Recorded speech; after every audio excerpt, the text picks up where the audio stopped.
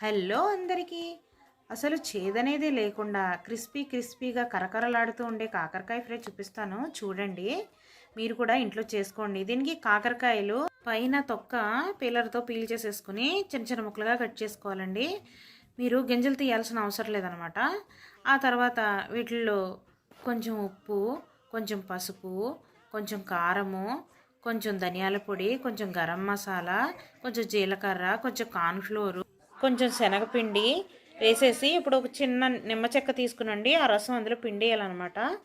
బాగా కలిపేసుకుని ఒక పావు గంట పక్కన పెట్టుంచండి. కడాయిలో నూనె పోసుకుని ఫస్ట్ వేరుశనగ గుళ్ళు వేపుకుని బాగాను పక్కన పెట్టుకోండి. ఆ తర్వాత దాంట్లో కరివేపాకు వేసుకుని దాన్ని కూడా చిటపటలాడించి దాన్ని కూడా తీసి పక్కన పెట్టుకోండి.